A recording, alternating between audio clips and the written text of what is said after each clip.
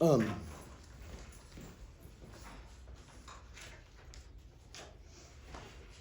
yesterday,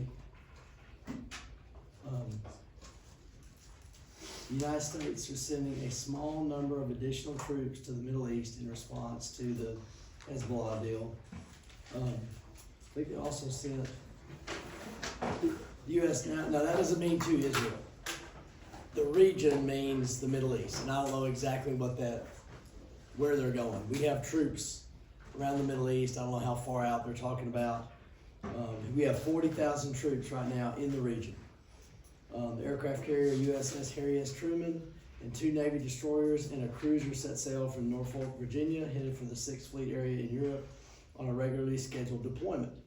The ship's departure opens up the possibility that the U.S. could keep both the Truman and the aircraft carrier USS Abraham Lincoln, which is in the Arabian Gulf, in the region. So this was already planned, but I guess that gives more ships in the Mediterranean area. In light of increased tension in the Middle East and out of abundance of caution, we're sending a small number of additional U.S. military personnel forward to augment our forces that are already in the region.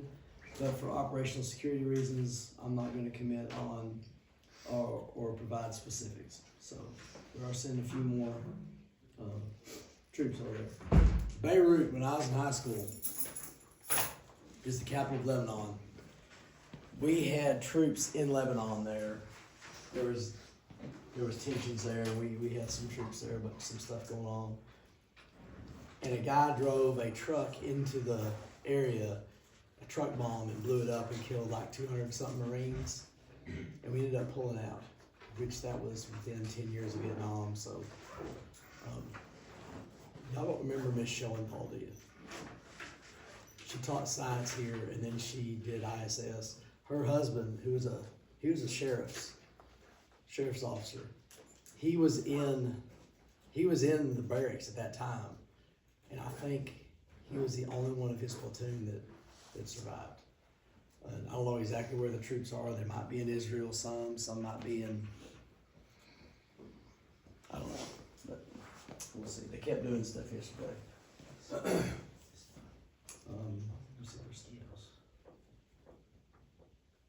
I think they kept bombing stuff.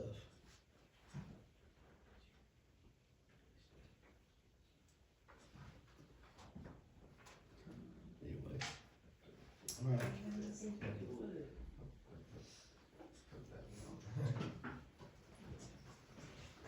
We're gonna finish the rest of these questions today. You have some time. Do what you need to do. Still no quiz this week.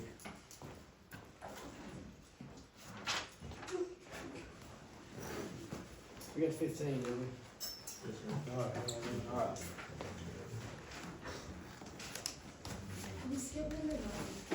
Did we skip 9? Yeah, we'll scratch that one out. That's a dumb question. Whoever did these questions are stupid. That was a dumb one. Did you skip yesterday? No, seriously, it's not a paper.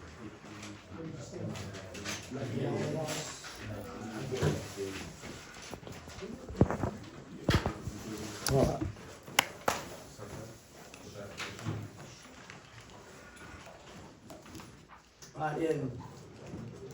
There was 12 amendments. I should have put that in close. 12 amendments were added, that were sent to the states to get voted on. How many of those 12 got passed by the states? 10. 10 of them. Out of these 12, 10 became the Bill of Rights. The first 10 amendments.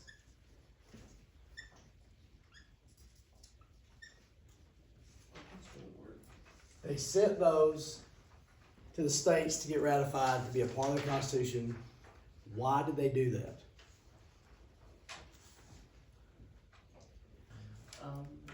States felt like they had a choice. Yes, to get the anti-federalists on board. Okay? They wanted the anti-federalists, and that's what they wanted. They wanted their rights protected, and so they were happy with that. For the Federalists, Were the Federalists mad about that?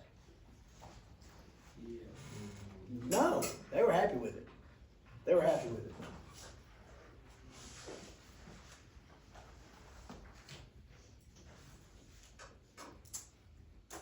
All right, what did Americans not trust? Government. They didn't trust government. And what you got, what I want you to understand here, are you with us? Are you with us or against us? You know, where's your paper? I was gonna ask which one you. Oh, keep it, yell at me, say, come on. What's up? There was no framework, there was nothing to go by when they made this government, when they made what we got. There was kings, there was parliament, and they just made this up as they went along. Does that make sense to you?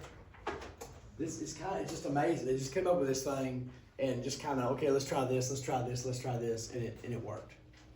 They came up with a way for idiot humans to have rights and have a government and have it kind of work. And they just made it up. I couldn't have done that. Let's see. Okay, put an arrow from 17 to 15. What do they agree to get the Constitution ratified? Bill of Rights.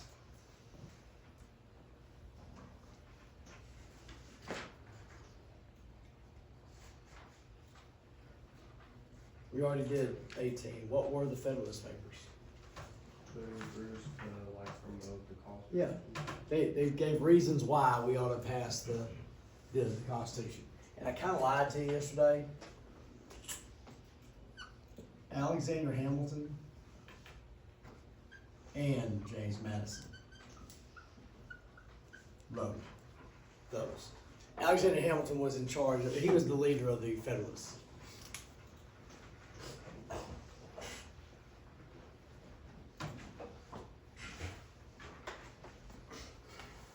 Should I do something? Yeah, let me do this. We're going to do this Friday, but y'all won't remember I did this today because I'm a teacher, so that's okay. Actually, not this.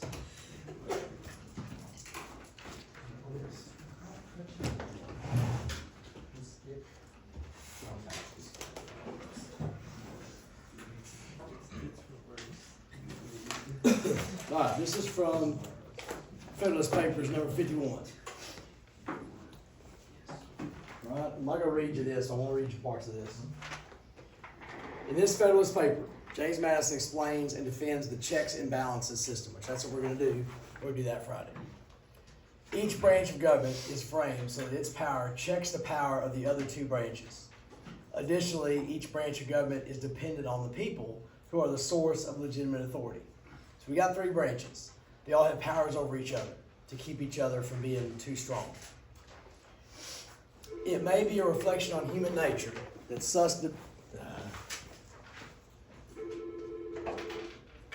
hello? All right. How many of y'all think a boy was called for? Me. You think a boy called? I'll put all my money on black right now. Okay. That's the boy. How many of y'all think a girl was called for? All right.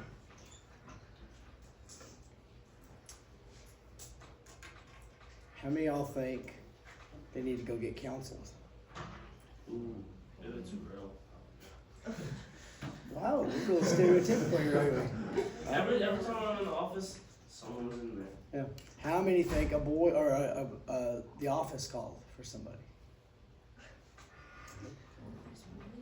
Caleb, go to the office. Ooh. I win. Why would y'all not do that? Y'all are boring. We were unprepared. Huh? We weren't ready. You weren't ready? Okay. Caleb, go to the office. Ooh. Why did teachers make you not do that? You know, I don't see why. Stop doing that. Why not? He's going to the office. It may be a reflection on human nature that such devices, checks and balances, should be necessary to control the abuses of government. But what is government itself but the greatest of all reflections on human nature? Now think about that. Human nature. What is human nature? What is our natural inclinations? What's something you don't have to practice being? Competitive. Yes. Always put lazy first. We don't have to practice being lazy, do we? We need to work on that. And we don't need to work being selfish. Or what? Stupid. Yes. I think lazy plus selfishness equals stupid. I think that's an equation we could put in there. And that's a brilliant statement.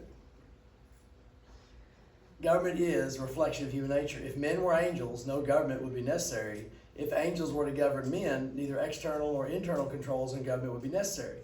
In framing a government, which is to be administrated by men, over men, the great difficulty lies in this. You must at first enable the government to control the governed. The government has to be strong enough to govern the country. And in the next place, oblige it to control itself. So it's got to be strong enough. All right, engines in the car.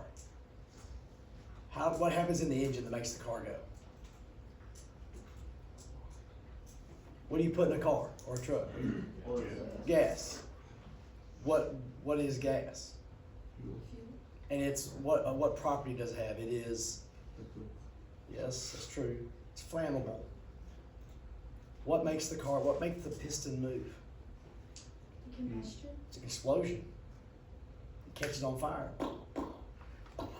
Every time the piston moves, it's an explosion. A little burst of gasoline lights on fire and pushes it down. So it's controlled explosions. And the engine has to be strong enough to make the car go, but the engine also has to be strong enough to keep the explosions from getting out.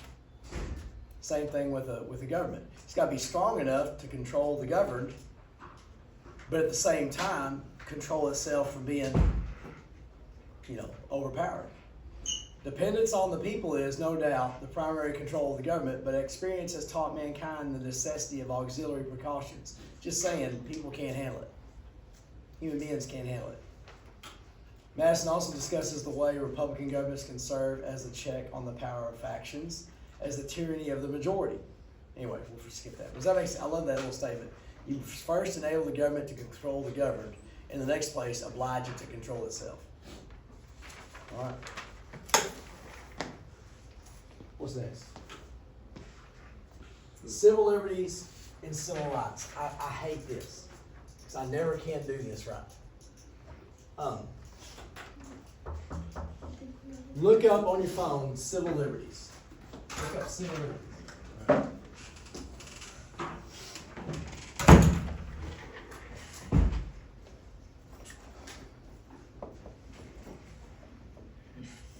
Is it counseling? No. What's something say about civil liberties? Wait, do you want to read the definition? Yeah, just Civil liberties are fundamental rights and freedoms that protect people from government interference and ensure that they are not treated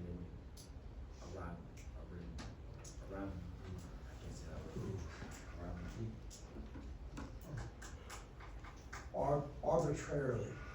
Which I've heard that word, and I think I know what it means. If something's arbitrary, let's forget that. The first part, what is it? Civil liberties protect us from the government. Is that a good way of saying it, do you think? Okay. Civil liberties protect us from the government.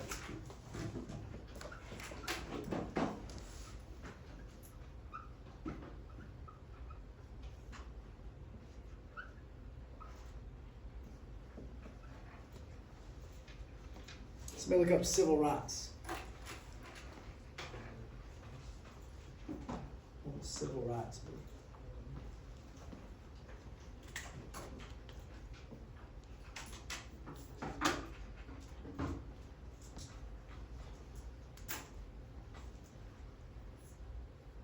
Civil rights.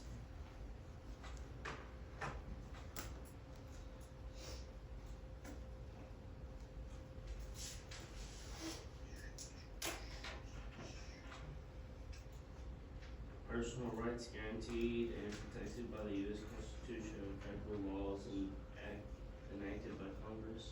Okay. Could civil rights, all right, this is how I always said civil rights.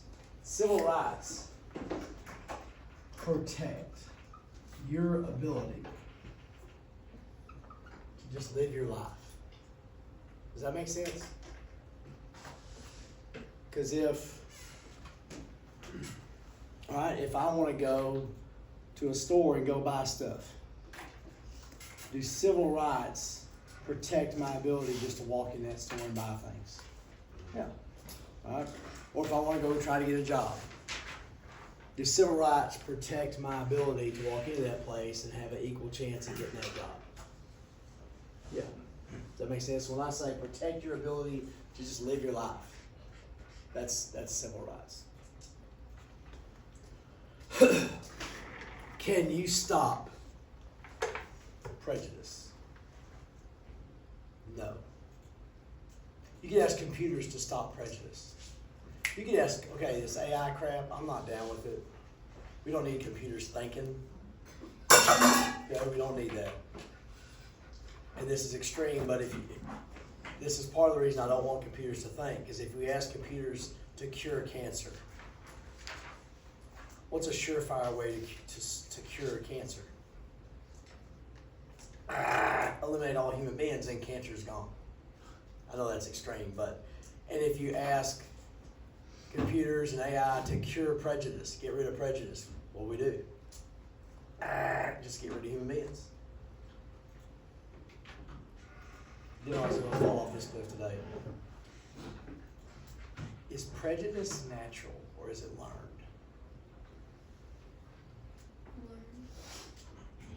I think it's learned. Because little kids aren't prejudiced. Until, okay, say a group of kids. If there's a group of kids, somebody usually gets picked out and they gang up on that one. Maybe because they do something or maybe because they can't do something. So I don't think prejudice is, I think prejudice, it could be kind of natural, but it's also, I think it's more learned. You know what I'm saying? By what you're around. My best friend in first grade was Mark Cook. We were best friends through high school. My other best friend was Shay Sneed. Mark looked like me, Shay didn't look like me. And Shay invited me to his house in first grade, and Mom was driving me to his house. And this was Weatherford. This was the courthouse. He lived right here. And as we're driving over there, a 5-year-old Ryle looks at Mom and says, "Mom, why do all the black people live over here?" And Mom goes, how do you explain that to a 5-year-old? Why is that? Why is that, Mom? As I'm going over there. And she didn't have time to explain to me racism, Civil War, segregation. She had time to explain all that stuff to me. And I wouldn't have understood it anyway. So I'm going to say prejudice is learned. Probably more so, I guess. But it starts with something. So your civil rights protect your ability to live life. You can't stop prejudice. Let's say I'm a business owner. I'm going to hire somebody. All right, the NFL. The NFL, when they're going to hire a head football coach, there's this thing called the Rooney Rule. It's after Art Rooney, or Dan Rooney, the owner of the Steelers. I don't know which one. If you're going to interview a football coach, or if you're interviewing people for your football coach, you are forced to interview a minority applicant. Is that good or bad?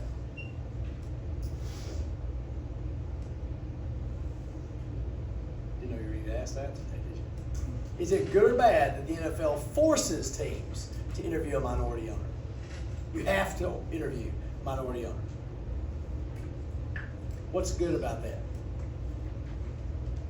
Gives people you at least are giving the minority a chance at the job.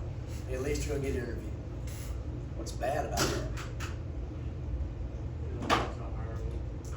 You don't have to hire them, but you're, But what if they're not as qualified? I mean, I don't know. That's this is where it gets icky. Well, why would they have, like, I feel like the problem is they have to put that in there anyways. Now we're making it an issue. You're making race an issue. Was it an issue beforehand? Yeah, because you wouldn't interview any of them. So that was an issue. So they said, okay, we're gonna fix that. We're gonna force you to interview somebody. So everybody has to interview somebody for that job.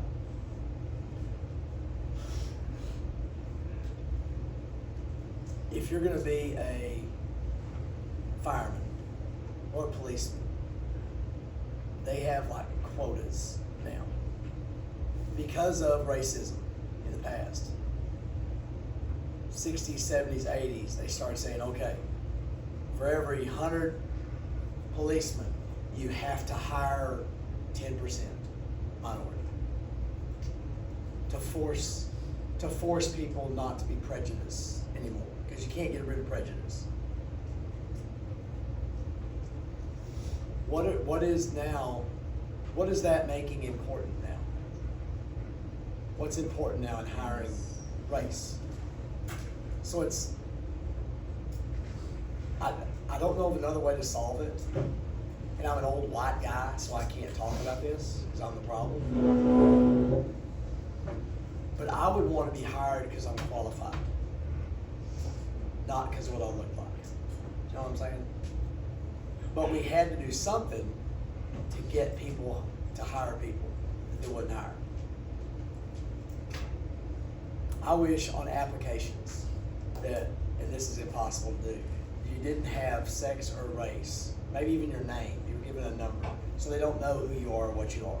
And they just look at your background, what you've done, and hire the best person for it, not, well, we have to have this many of you, and this many of you, and this many of you, and we can't hire you because we have too many of you. I wish it was just, if 10 Asian women show up to fight the fire at my house, I don't care, as long as they put the fire out. You know what I mean? But there's no way to solve that problem. There's not a good way to solve racism and prejudice, other than what we kind of tried to force people in on that stuff. So anyway, we got a comment? Okay. All right, look at number 20. This is a weird question. What are the rights spelled out in the Declaration of Independence? Let's just name 3 basic ones.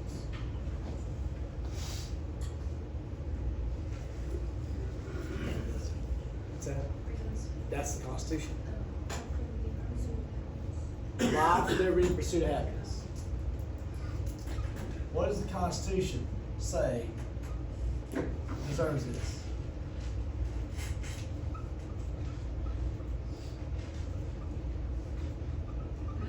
What line is it that says life, liberty, pursuit of happiness?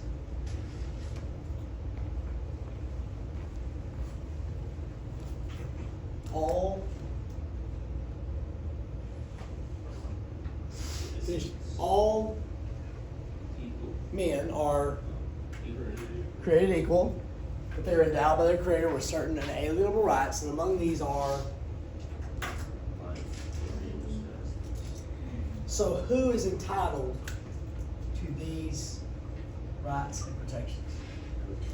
Everybody.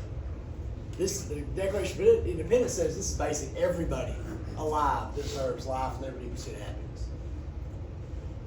Does the Declaration protect those rights for anybody? No, it just says here's what everybody has. So the Declaration of Independence spells out what everybody ought to have. Life, liberty, pursuit of happiness. Doesn't matter where you're from, where you are, who you are, what you look like, you deserve this. So all people. He doesn't tell a way to have it, it just says that's what we deserve. Now the Constitution, those rights, like religion, speech, all those kind of things,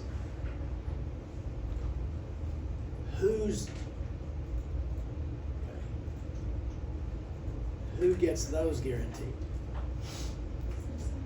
American citizens are supposed to get those guaranteed. So the Constitution does not guarantee rights to the French people, does not guarantee rights to people in Angola. It protects U.S. citizens' rights.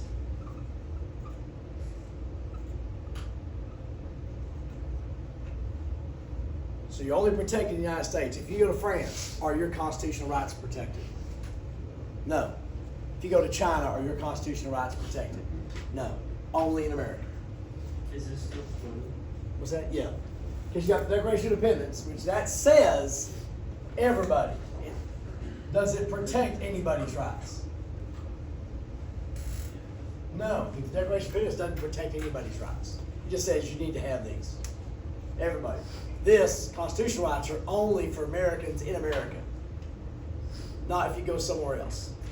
So this is conditional. There was a kid, I'll tell you about the kid that went to China, the rich kid. That was made in his car. Yeah, he was keying cars. He had no constitutional rights in China. Zero. You have no constitutional rights in a foreign country. You're stuck with their stuff. Now, can the federal government maybe try to help you if you're in a foreign country? They can try. They might.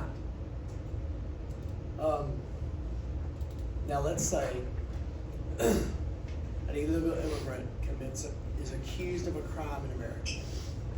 Should we give them the same rights they would give me? I think we should. Because we're American. We're not Al Qaeda. We're not another country. I don't mind extending rights to people who aren't citizens inside the United States. Because that's who we are.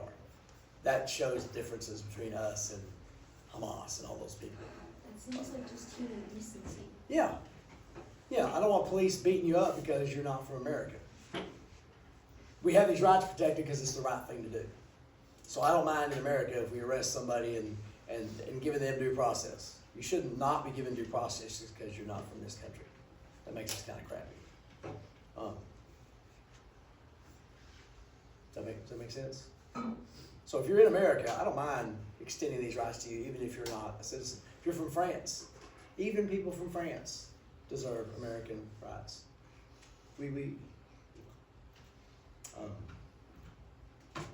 Now, will other countries do that for us?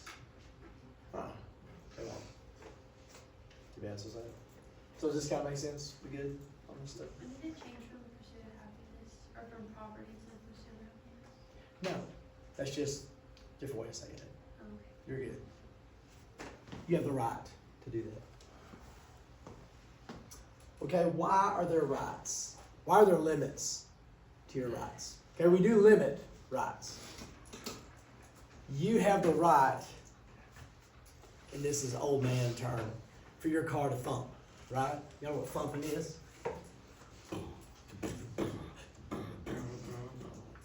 Right? You have that right? Do you have that right? Yes, I have that right. I will turn up my songs sometimes. If it needs to be, I'll turn it up. Okay, at 3 in the afternoon, if I'm driving through a neighborhood going home, do you have the right not to feel the thump coming from my car as I drive by your house? Yes, you do. You have the right not to feel that. Now, if somebody's just driving by,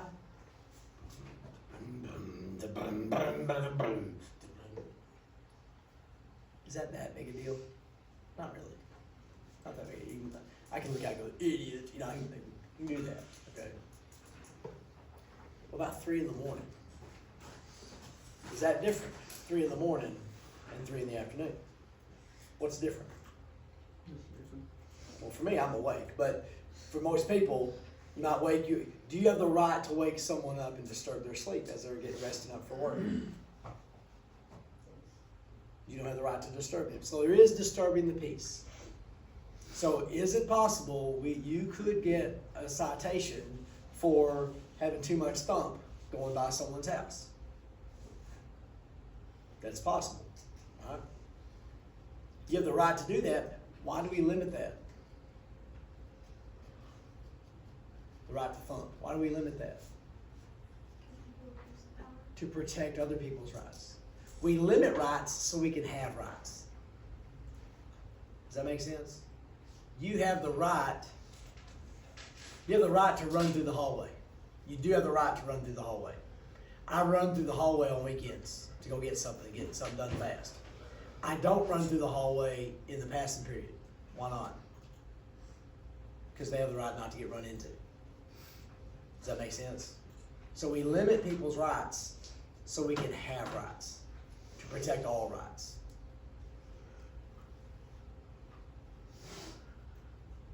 That makes sense to everybody? We do have rights and we limit them so we can have rights. If we don't limit them, we don't have rights. It takes some common sense. What if I work nights? You drive by my house at 3 in the afternoon, and 3 in the afternoon is 3 in the morning to me. Is that ridiculous? You know what I'm saying? You never know. I try to limit my thump sometimes.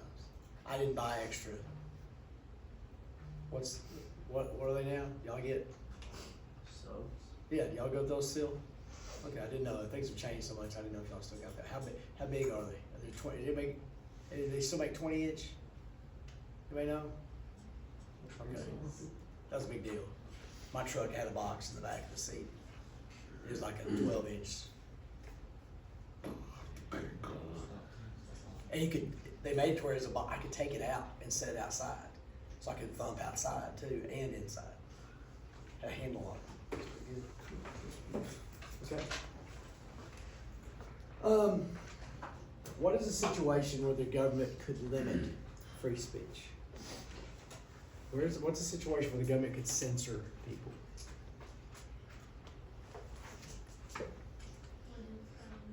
Messing up someone else's image. Okay, slobber, I always do that. Libel and slander is one thing. Wartime. Is there government censorship during wartime? Where they censor the news and they don't there's certain things you can't say or talk about because it could cost people lives. Mainly wartime stuff, national security issues. They'll censor you. Well, they found the papers in Trump's house and in Biden's house. They weren't classified a couple years ago. Remember that? If you hate Trump, they found those papers in his house. And if you hate Biden, they found those kind of papers too in his house. Like classified documents they weren't supposed to have.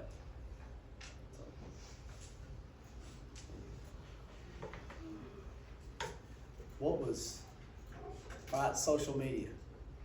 Do they ban people from doing stuff sometimes? Yeah. Okay. Do they have more rights to limit free speech than the government has? yeah. Yeah, they do. Because that's a private, they control that or own that or whatever. So on whatever it is, I don't know, take your pick. They could ban you if they don't like what you're saying. If it's a very liberal place, they're not gonna let you talk about Trump on there. If it's a very conservative place, they're not gonna let you talk about Biden on there. And that's okay, that's their deal. You go outside and yell at all you want. What else? What's next? What do the courts do to protect civil liberties and Okay. What do the courts do to protect us? How do the courts protect our rights? What if you feel like something is taking your rights away? What could you do? If, alright, let's say girls, you feel like it's your right to show more thigh. And you don't like the school keeping you from showing more thigh. What could you do? You could sue the school, couldn't you? So the courts, how do courts protect our rights and our liberties? They can interpret. They do, and it's a place where we can take our problems to the courts. You could sue that company, you could sue that person, you could sue that institution, whatever. Could it cost you some money to do that? It could. It could. You ever heard of pro bono? Pro bono means, this is what lawyers do. They say, you don't owe me a thing. But when we win, I get a percentage of what you get. Or you don't pay me unless we win. I'm not anti-lawyer, but there's some shady teachers out there. There's some shady preachers out there. There's some shady lawyers out there. Because they're human beings. All right, the ACLU. The ACLU, and you can write this down, but you don't have to. The ACLU is the American Civil Liberties Union. They're an organization of lawyers. And they will sue on your behalf if they take your case. So you can contact them, give them your problem, explain what you got going on, and they could take your case for free, and is complete for free. Their organization pays for it. So if you feel like your civil liberties have been violated, this group of lawyers, the ACLU, could take your case and they would try it for free.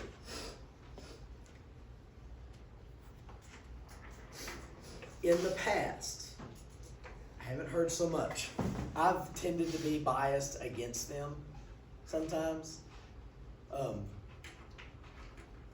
I don't want to say that. No. But they tend to be liberal. They tend to be more liberal than conservative. You used to hear about them every graduation time and every Christmas time.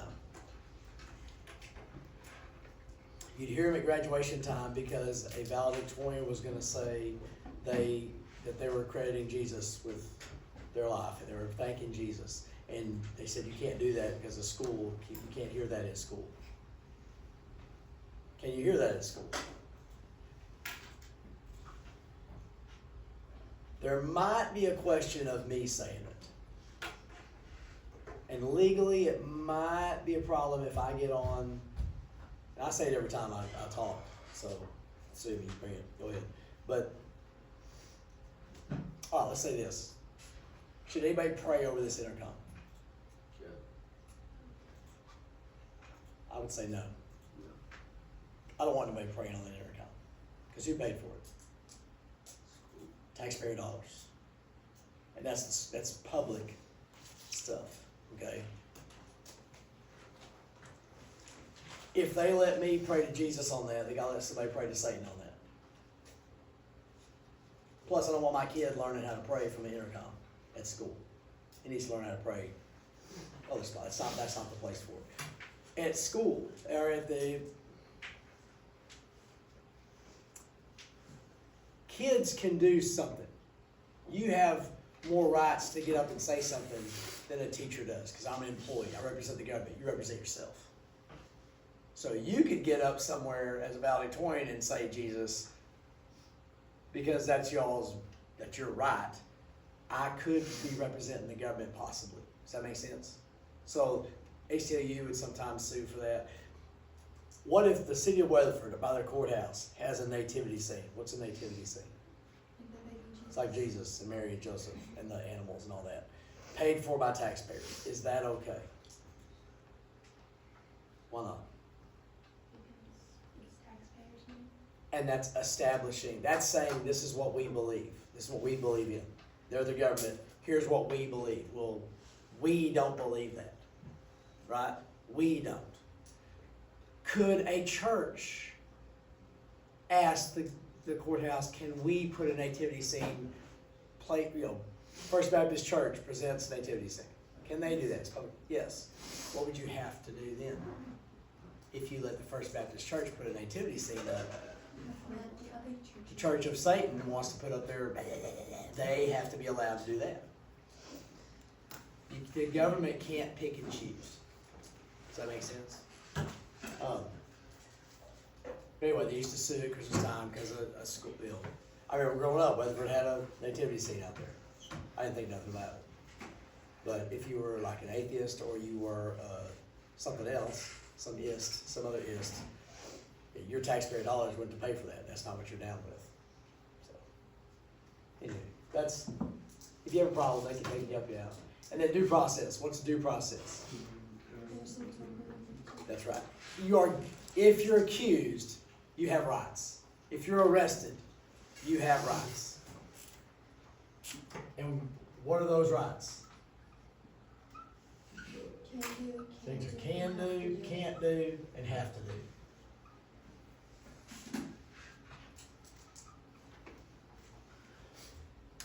And we do that because you're innocent until proven guilty in America.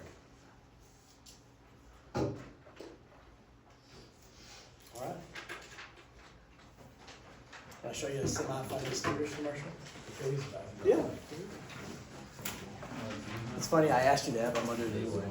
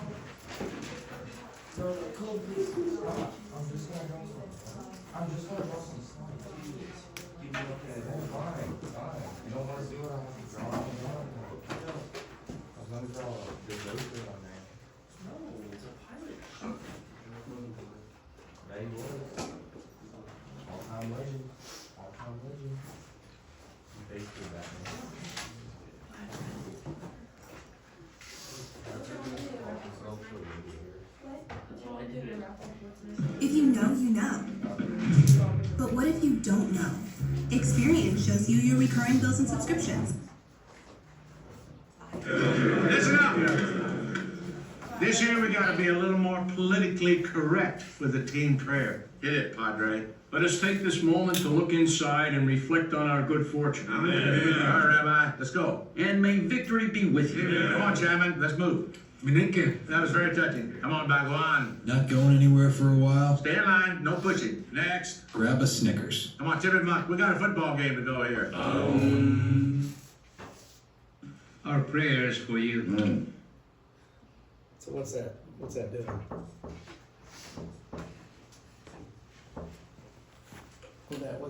What'd that show? To that one, you got them all. Like if you wanted to have the Jesus prayer here, you have to have the Satan prayer. You couldn't say, no, you can't do that. So, guess what? I'm praying right now. You can sue me. You can call the ACLU. See, my teacher prays in class. You can sue me. We can try that. Let's do that. School project. Call the ACLU. See, my teacher prays in school all the time. It drives me crazy. And they come watch class. And I'm in here, talking, and they say, we didn't see it. Oh yeah, I was praying. Yes, I was praying. The whole time. So, that. I have never been.